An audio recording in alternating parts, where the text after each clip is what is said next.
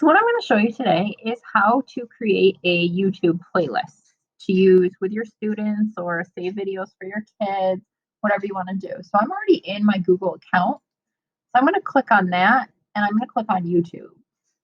And that's going to take me right to YouTube. And that's going to have any playlist that I've already created or um, anything like that.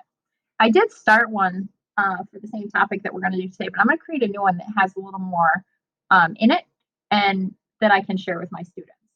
So the first thing that I'm going to look for is on rotations in math. Now, this is one that I've looked at before that's really good. So I really like the group that puts these together, which is Mashup Math. So I want to make sure I get that on my playlist. So I'm going to save to playlist. Now, when I get to this, I don't want it in my transformation playlist only.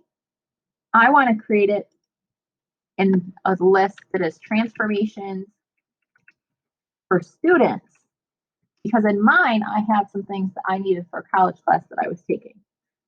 So I want to make this public so anyone can see it. So I'm going to create that list and I'm going to put that in there.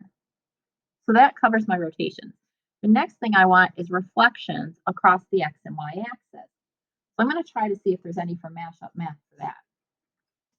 Reflections, across the X and Y axis. There we go. Now we're going to look for the Mashup Math again, which is right here. So I can view the video if I want to. And let's say I wanted to view the video before I save it to my playlist.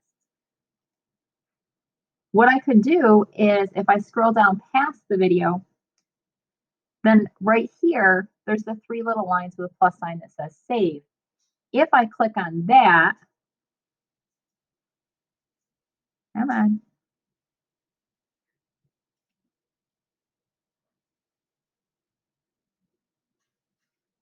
If I click on that, it should give me the option to add that to the playlist. There we go. So now I can decide which playlist I want to put it in. Well, I want to put it in the same one. So I want to put it in transformations for students, which I just wasn't fast enough with my clicking. So I want to put it in transformations for students. So that's going to put a little check mark right there. And then I can just exit out. So there we go with that one. Now the next thing that I want to look for is translation in math. And again, I want to see if there's any for Mashup Math because my kids seem to really enjoy that. Oh, it's right there. I'm going to do the same thing. I'm going to take the shortcut to add it, click on the three dots here, and I want to add it or save to playlist. And I'm going to put it in the same one, transformations for students. I cross that out and exit out, and I can do the next thing I want to do, which is going to be dilation. Whoops. In geometry. And again, I'm going to look for the same thing, see if there's any from Mashup Math. Of course there is, because I think they've covered every topic in math.